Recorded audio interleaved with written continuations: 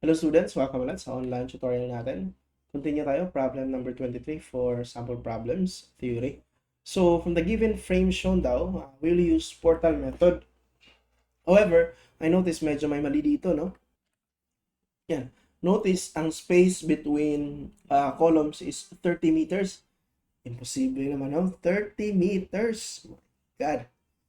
Ang layo. So, again, may mali dito. In fact, hindi ko rin nakuha yung tamang sagot. But anyway, I will use two methods to prove now na medyo may mali sa given. Sige. So, anyway, P1 is 10 kilonewton and P2 is 20 kilonewton applied at yung mga lateral loads natin. So, actually, mas madali yung portal method compared to cantilever beam method kasi we can solve the moments at the edge ba. But anyway, yan yung shortcut na ipapakita ko. For now, yung long cut muna. Okay? So, shear daw at member DE. Asan yung member DE? Ito. So, we want to solve for the shear here, but basta portal method na ang una kasi nating masosolve, I suggest we solve first yung mga shear muna sa column. Yan kasi yung una natin makukuha. Kung sa cantilever, makukuha natin eggshell, dito sa portal, shear. Now, ang idea nito, or ang principle ng portal method is basically, no, if you have a shear equal to 10, in this case 10, the resisting column will actually have a proportional shear resistance then. However, take note that the shear in the interior column is actually twice that of the exterior column. So basically, notice sa arrangement na to, meron tayong, if this is V, this is actually 2V, this is also 2V. So meaning, if magsama ka ng forces horizontal, 10 kilonewton or P1 must be equal to, by the way, kaya P1 yung nilagay ko dyan kasi I try to change the loads.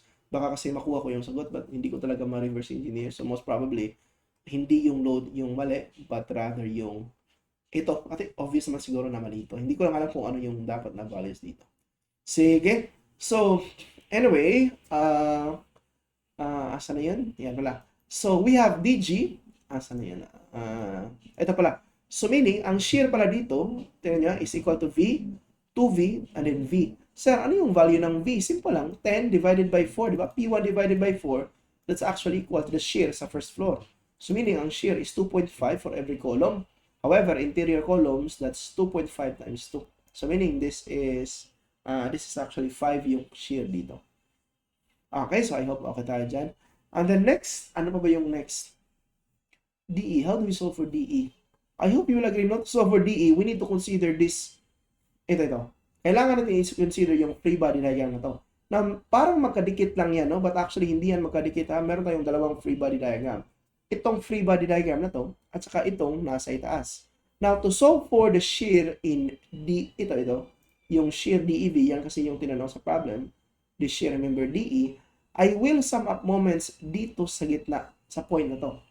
And then what will rotate is only the shear DGV at saka yung ADV and then yung shear nito. But, di ba, madali lang itong kunin yung ADV at saka DGV. These are actually the shear sa column. So, kaya kinuha ko to dito, kinuha ko yung DGV. Ito ba, di ba, ito yung shear sa DG, DG. Ang shear dyan is equal to 2.5. Next is, I want to get the shear dito, which is, actually, that's ADV. So, to get the shear here, same pa din. So, yung dalawang shear na yan, that's 10 plus 20, so that's 30. Okay? It will be resisted by this V, 2V, V. So, 30 divided by 4, that's actually equal to 7.5. Diba? So, meaning, this is 7.5, this is 15, this is 7.5. So, meaning, this is 7.5. Now, looking at the figure, notice, pwede na akong mag-sum up ng moment dito. Sum up ako ng moment dito. Ito. Okay? Check down natin. Tama ba? Sum up ko ng moment. Anong point ba to? This is actually point D. So, sum up ko ng moment sa point D. Again, baka magtaka kayo, sir, saan galing yung free body diagram na yan? So, for mga ganitong klaseng problems, you can cut at the midpoint of every member kasi they are assumed to be internal hinge. So, di ba, midpoint ito? Midpoint yan. Midpoint yan. So actually, ang free body diagram na yan is actually from that cut. So I considered this T. So pag consider natin sa T section na yan, so parang ganito ito. And then, since nag-cut tayo, maglalabasan yung shear and eggshell. Kaya kung mapapansin nyo sa figure ko, naglabasan din yung shear and eggshell. Okay, so nagsama ako ng moment sa D, clockwise equals counterclockwise. Ang clockwise, ano ba yung clockwise dito? Itong DGV, no? Di ba clockwise? Moment arm niya is 2.5. Kaya, 2.5. Another clockwise is actually itong ADV. Actually, sa assumption ko lahat clockwise, so may mali dyan, ha? So anyway, dito, ang assumption, may mali sa assumption, but anyway, pwedeng tama yung sagot natin, negative lang yung answer natin. So ang ADV, I also not necessarily assume, obviously it's to the right kasi it should resist the shear. So ADV is papunta doon, so clockwise din yan with a moment arm of 3. However, I assume DEV to be downward. And incidentally, this is also clockwise with respect to this point here, yung sa gitna with a moment arm equal to 15. So notice, the only unknown in this equation is DEV. Na-solve na natin yung DGV and ADV kanina using, anong tawag doon? Using Portal method. So you can easily solve for DEV. DEV is negative 1.917. Okay? So I hope okay tayo dyan ha. But, yun nga, wala dito sa choices. Anyway, if may nasolve kayong iba, please i-comment nyo kung paano nyo solve yung 12.5 kasi hindi ko talaga makuha. I assume may mali dito sa given. Obviously, may mali, no? Kasi imposible namang 30. But just in case tama to na 30, I don't think, hindi ko din makuha yung itong exact value. Sige. So anyway, please comment down below if parehas na yung sagot or iba yung sagot or nakuha ninyo yung nasa problem. Anyway, ang next problem is ano daw ang moment ng B. So to solve for the moment at B, asan na yan? To solve for the moment at B, simply sum up, di ba? Putulin mo lang yan. Di ba ito yung, asan na yung moment at B? Yan, di ba? Ito yung moment sa B. So kailangan lang natin yung shear dito. Now you might be wondering, sir, bakit ang shear niyan is to the right? No? Kasi, if you will try to consider the upper section, ang shear niyan must be to the left to resist the, yan, tinan nyo yung DAV, di ba? To the left, to resist the 20 and 10 kN to the right. However, if you will consider the bottom part, it should be action and reaction. If this is to the right, dapat ito to the left. If this is to the left, dapat yung bottom part is to the right. Parang ganun niya, action, reaction. Anyway, nasolve na natin ang BEV kanina.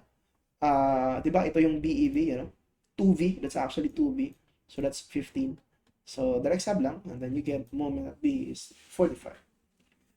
Okay, and then last na tinanong, compute the vertical reaction at C. Sige. Looking at the figure, the vertical reaction at C is actually equal to the axial load at the column CFA. Okay, equal yan. However, to solve for the load sa CFA, we can actually sum up moments here sa point EF. Yan o. However din, pag nagsama tayo ng point sa EF, dapat kailangan natin, sir, saan galing ang 7.5? Ito yan kanina, di ba? This is B, 7.5. Sir, saan galing yung 2.5 sa itaas? Yung 2.5 sa itaas, hindi ko nilagay, no?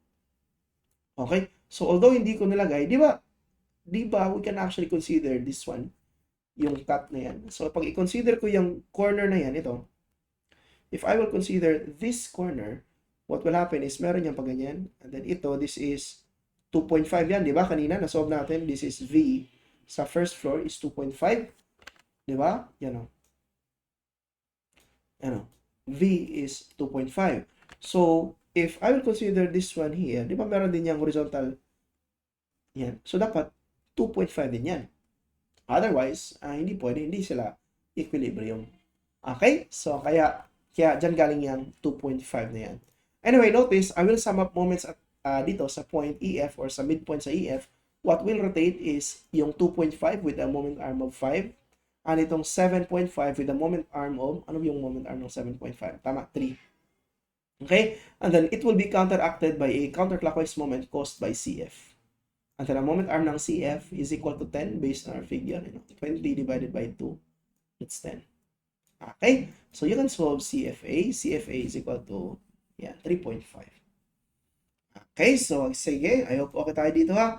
So again, ito yung sagot ko, but iba yung nandito, so comment down below if ever nakuha nyo to. Again, I assume may mali dito because of the given bay length. Imagine, 30 meters and 20 meters. I think may mali dito. Sige, So, same pa din, if you have any questions or clarifications with regards to the solution, please do not hesitate to comment down below. Maraming salamat sa panonood and see you sa next video natin. Salamat.